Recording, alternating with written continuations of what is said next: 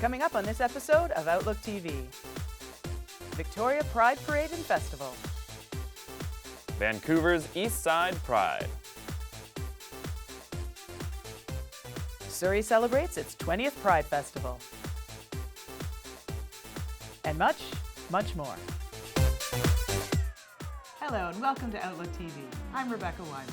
And I'm Robert Mackay, and together we're the queer magazine news show that brings you the stories that matter the most from coast to coast. We're going to kick it off in Victoria with the Pride Parade and Festival. Speaking of coast, all the queers, queens, and kings picked up a paddle and went to the BC island, to the capital, to celebrate Pride. Victoria, British Columbia for the 26th annual Victoria Pride Parade and Festival. Things are just about to get underway, so please stay with us.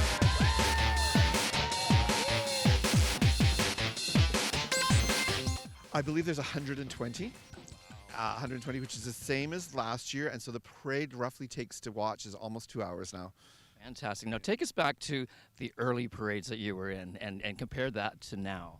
Well, I mean, do you remember did you go to the first parade? I believe so. Yeah, I think it was like 93, yeah, I think that's what it was. And it went from Centennial City Hall to the Parliament buildings, and I think there was like 80 entries, and they had not 80 entries, but 80 people. 80 people, yeah, 80 people, and I don't think they got a permit to walk down the streets, but it spilled onto the road and became our first Pride. And I remember it being one of the most empowering feelings personally, like your first Pride Parade. It was exciting and empowering.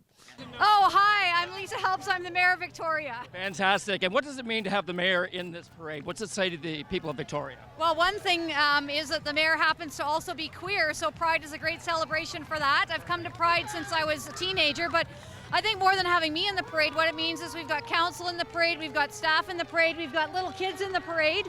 And it's just council and staff are a microcosm of the city, which is a very supportive, inclusive, and loving place.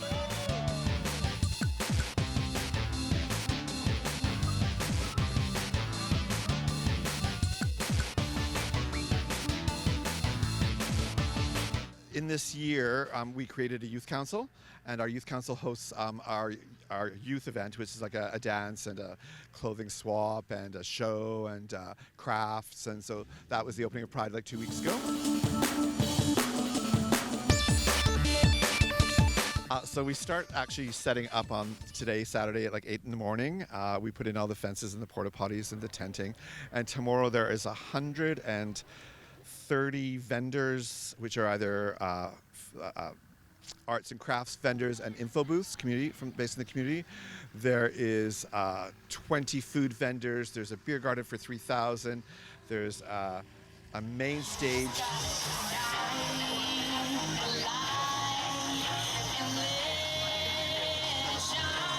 We have 3 bands. We have Caleb Hart, Stevie Wise, and Queer as Funk. Oh no, Ange Hare and Queer as Funk. Children-friendly drag. Yeah, we found some.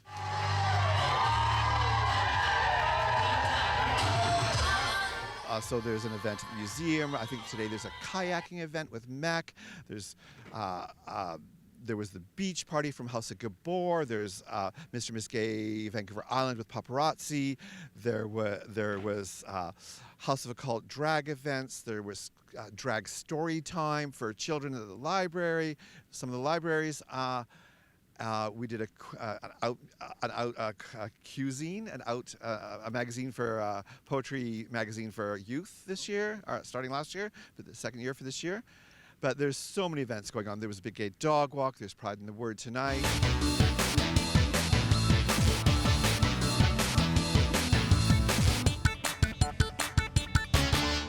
Now let's head to Vancouver's iconic commercial drive for Drag Camp. You got a whole new set of badges you can put on your drag sash, so gather around the campfire, watch out for your dress, and let's see what Drag Camp was all about.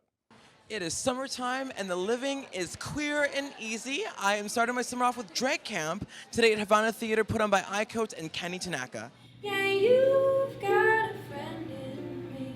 Camp is a new initiative that the Storytelling with Drag Queens Foundation is working on, and this is the first iteration, so it was a test for us. We have 4 different sessions. We had makeup, we had storytelling and culture, drag history. We also had performance, and we also had costume design. When parents show up, because it just goes to show that they're supporting their children or their kids or their youth, and some people that look like they're just parents that might have kids are just actually here as adults.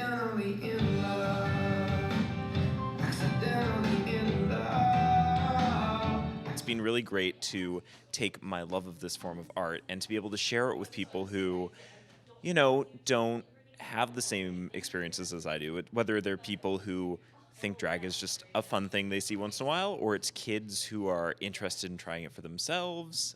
People think of drag queens as these, big, like, glamazons who are untouchable at the club, and really this humanizes us. This brings us to a level that, children, mothers, kids can understand and can relate to.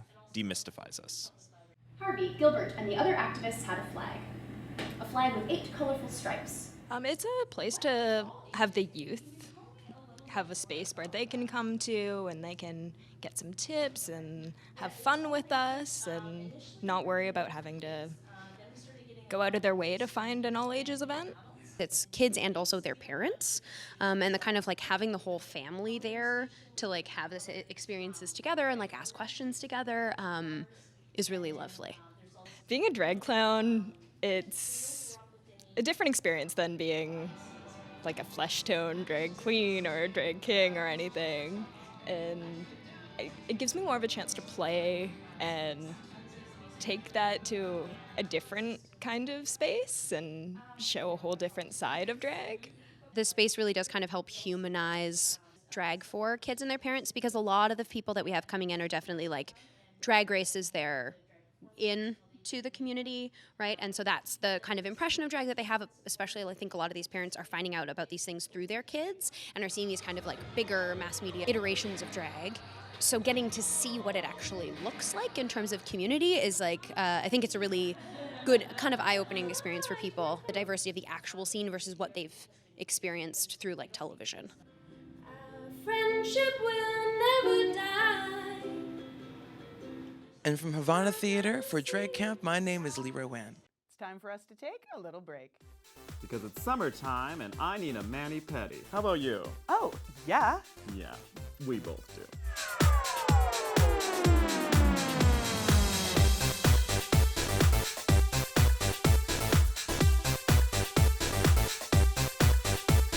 While in Victoria, the OutlookTV crew was provided services from the following companies: Gayvan.com Travel Marketing,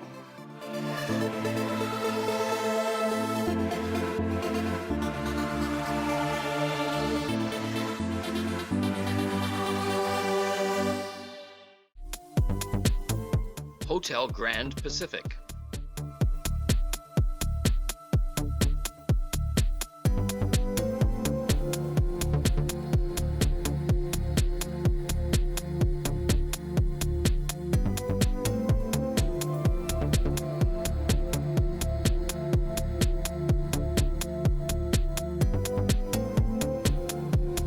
Destination Greater Victoria,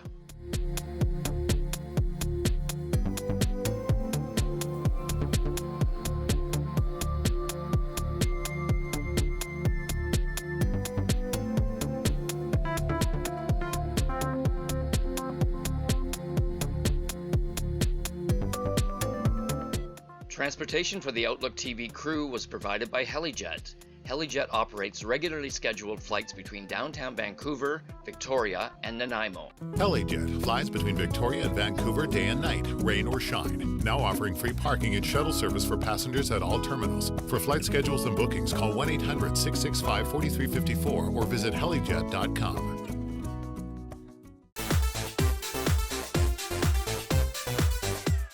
Welcome back. You're watching Outlook TV.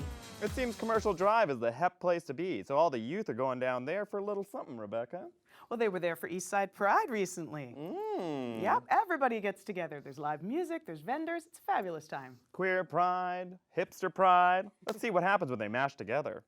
We're at Eastside Pride today on Commercial Drive. Today is the start of Pride season in the Lower Mainland. It's a nice, quiet start to the season, so let's go find out more about it. Yeah, so for Eastside Pride, it's our chill first event of the season, so we're really excited. It's on this weekend because it's the anniversary of the Stonewall riots, which of course 50th anniversary this year, so we're very excited to be here. And we've got artisan booths, we've got food trucks, we've got entertainment on the stage, which you can probably hear in the background a little bit. We've got drag story time this year, which is new for us, so we're excited to have that happen this afternoon. And we also have a queer author who has a new children's book who will be doing a story time as well. The theme for Pride is right on my shirt, 50 years and still fighting. So we are marking the moment of the 50-year anniversary of the partial decriminalization of homosexuality in Canada. We recognize that that was a moment in time and that there was ripple effects from that, and that lots of people have done lots of work since then too, but we are still fighting.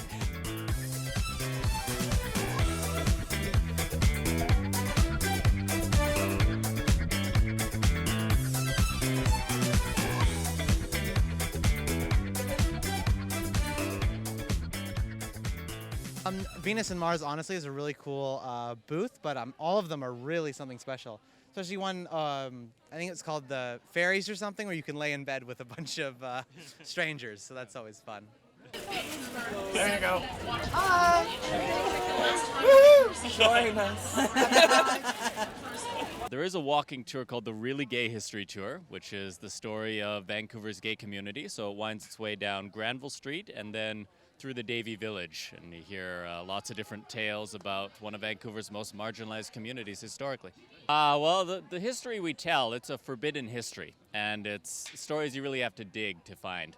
But the best way is to come on our tour. Happy Pride! Pride! Always.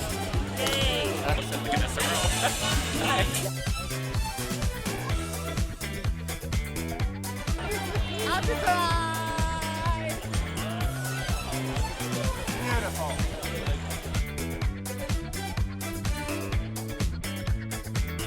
Happy Pride! This is a very community pride, and we're a community choir, so it makes sense for us to be here. Happy Pride! And this is Sister Fancy Pants for OutlookTV at Eastside Pride in Vancouver. Oh, it's Pride season, and you know who always brings a little tear to my eye when I see them in the parade? Who? PFLAG. Oh, PFLAG. And you know when you're a parent and full of pride, what you gotta do? Throw stuff on a barbecue and raise some money. It's Father's Day here in Vancouver, and we're at the Junction in Davie Village for PFLAG's annual barbecue fundraiser. We're going to go inside, meet the organizers, some of the guests, and find out what it's all about. Please join us. We've got a barbecue for PFLAG, great organization, a lot of fun. We like to do lots of barbecues throughout the summer with different organizations. We chose Father's Day for a very particular reason. Fathers are sometimes left out in the conversation. We often have moms that come to PFLAG meetings, so we wanted to make sure that the fathers are also represented. And we put a little cheeky line in our advertising for today saying, "Bring your daddy." So we're hoping that people did just that. So PFLAG now is known as Parents, Friends, and Family of LGBTQ. Basically, what we do is we're there to support family members or anybody who knows someone who's LGBTQ and wants to better support them. So we're about education and advocacy. PFLAG saved my life, I think, is a common thing that a lot of people can say. And I don't know if it saved my life, but these people kind of like helped me land on my feet. And I have, you know, an infinite debt of gratitude to them. So what PFLAG strives to do is to be there for parents when they don't know what to do. Their child has just come out, they're quite shocked, they want to talk to other parents who've been through similar situations, and those of us who are there who help lead PFLAG are there to try to help them understand that it's not something they did. Their kids are who they were supposed to be, and parents may not just have realized that for a variety of different reasons. You know, when you first called me, Yeah? I should have told you how much I loved you then. Love calls back. Can you talk about the video a little bit? The video is a tearjerker for sure. It made me cry at work.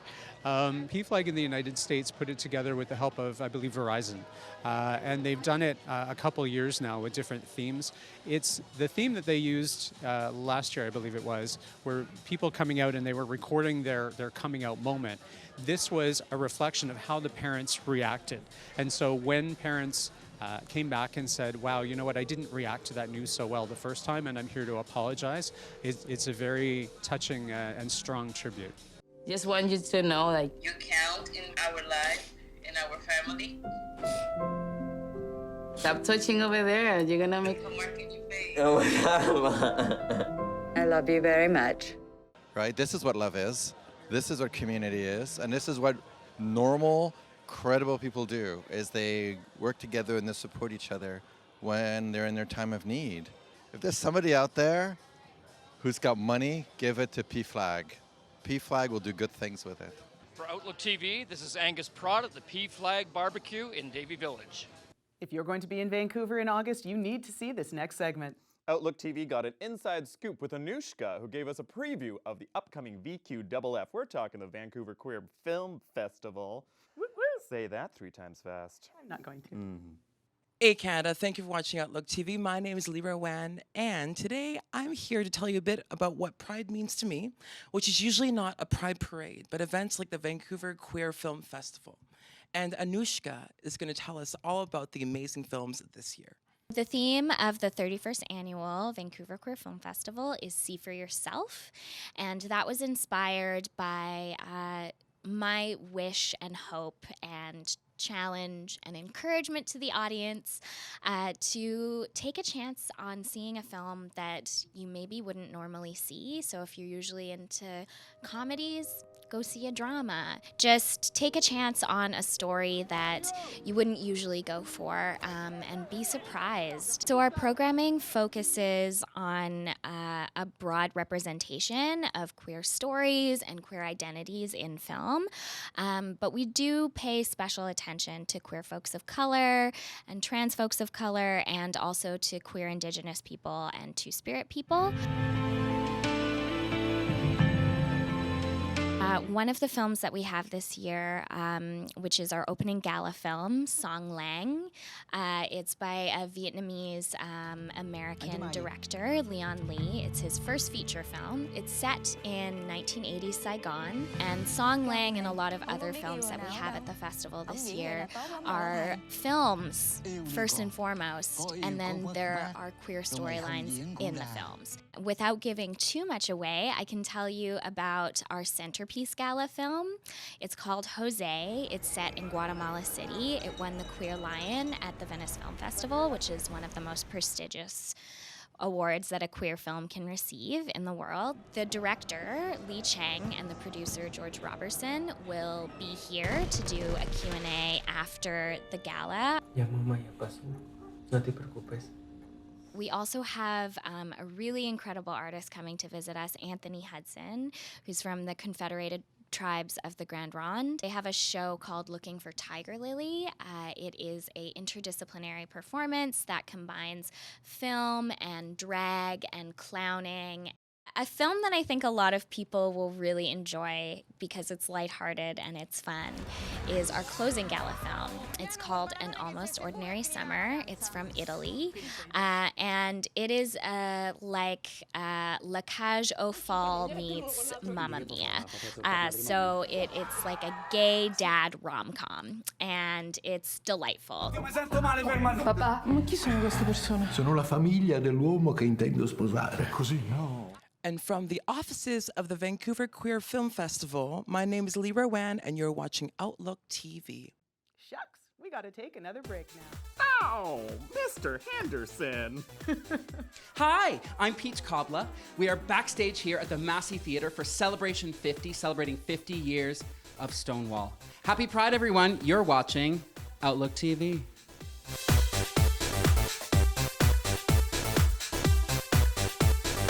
While in Victoria, the Outlook TV crew was provided services from the following companies: gayvan.com Travel Marketing,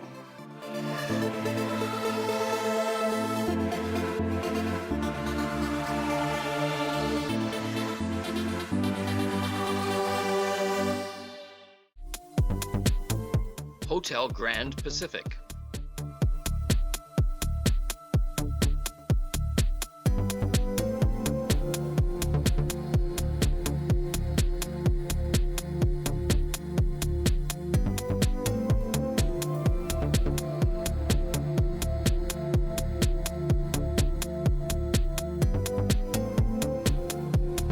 Destination Greater Victoria.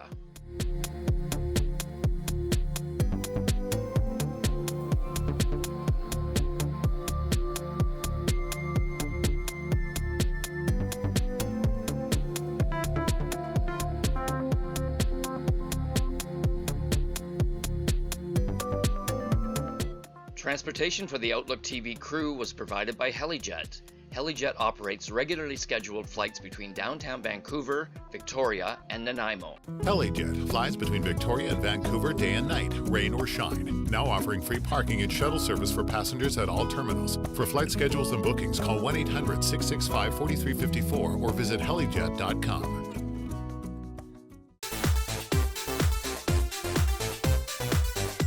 Welcome back. You're watching Outlook TV. You ready to celebrate 50 years, Canada? 'Cause Say It Loud and Gay is Proud was the theme. Hey viewers, we're here at the Massey Theatre at Say It Loud and Gay is Proud. And we are proud. Stonewall 50 celebration. We've got a night full of all kinds of acts. Let's go check it out.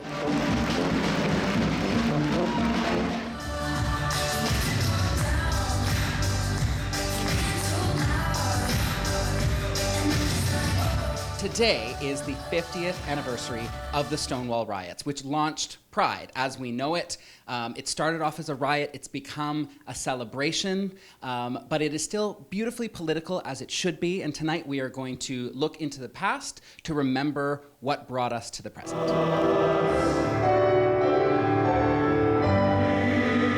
This is called Say It Loud, Gay is Proud, Celebration 50, and really it was our inspiration was we're going into a whole year of raising visibility for queer artists and in our theaters. In my last year as a member of Parliament in 2004, my private member's bill amending hate crimes laws to include sexual orientation was passed. And I said at the time, in passing that bill, I wanted to honor the memory of Aaron Webster, the gay man who was brutally gay bashed and killed. And yes, remember and honor his memory. Some of the most important issues that we have to address in Canada clearly are the continuing concerns that trans people have around health issues, around violence issues. We've got to start listening more to Black Lives Matter and to Indigenous leaders about the systemic racism and discrimination that they're facing. God save us, gracious Queens, long live us, noble Queen. God save us, Queen. When I was a kid in Guelph, Ontario, wondering about my sexuality at 14 years old, I saw an article in the Guelph Mercury, which is the local rag at the time, about some sort of gay liberation movement that was started. It was a time of liberation movements. There was black liberation, women's liberation.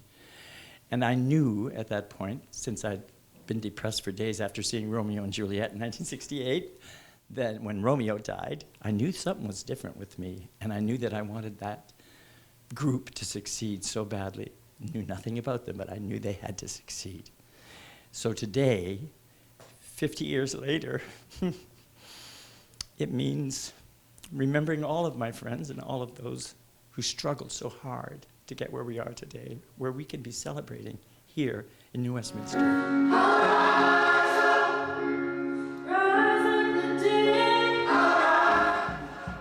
Well, they certainly said it loud and they certainly are proud. This has been John Crossan at the Massey Theatre. Happy Pride, everybody.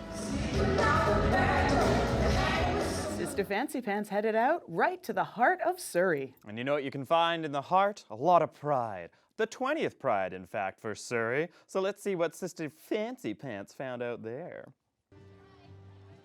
We're at Surrey Pride, 20th anniversary. They have tons of entertainers as well as booths. Let's go find out more about it. For it be resolved that I, Jack Handel, do hereby declare on June 24th to July 1st, 2019 as LGBTQ plus Pride Week in the city of Surrey. 20 years ago, I had no idea if we'd even last 20 years. But now that I'm alive and standing here And looking at all of this, it has been, if I had a dream, this would have been it. Oh, Canada, we stand on guard for thee. My great uncle was forced to resign from the RCMP in 1964 because he was a homosexual. But I'm extremely proud, and the reason that I like to share this story is because now, as a lesbian, I have followed in my uncle's footsteps, and not only am I able to serve my country, but I'm also able to be chosen as a spokesperson for the RCMP. Just keep it fresh by encouraging people that are local to be more involved on a more than one day of the year. We've got 2 different bands that are going to be performing. They're just doing a set. We've got a drag show. We have a drag story time. And we have a ton of vendors here today and a ton of community groups as well.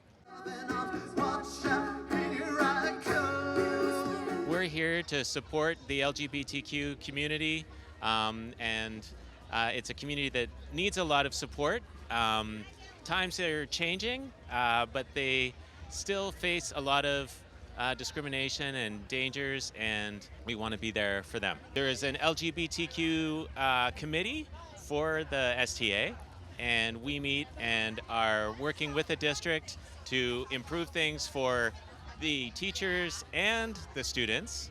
Yesterday was the 50th anniversary of the Stonewall riots, so we wanted to honor that by showcasing 50 years of history, both Canadian and more worldwide, and also to show off some of the services we offer. So we have a lot of our resources that we offer for free, like pronoun buttons and consent toolboxes. We're a group of moms that meet online through Facebook. We support each other in loving our LGBTQ kids. Happened to be the recipient of 2 extra children whose parents didn't want them living in their home any longer when they came out. And I realized that parents need support. They need to know it's okay to love their children, no matter who their children might turn out to be. We love our children before they're born. We should love them until they die. And I just really believe we need to support each other in doing that. And this is Sister Fancy Pants reporting for Outlook TV at Central City in Surrey, BC. Unfortunately, that is all the time we have for this episode of Outlook TV, but as always, we'll be back very soon. And you know it'd be back even sooner? In fact, it didn't even leave. It's called the internet, and you can connect with us on it at Instagram, Facebook. Shoot us an email if you want to volunteer with us, because we need people all over Canada. There's queers everywhere. Everywhere. Thanks so much for joining us. I'm Rebecca Wyman. And I'm Robert Mackay. Stay fabulous, Canada.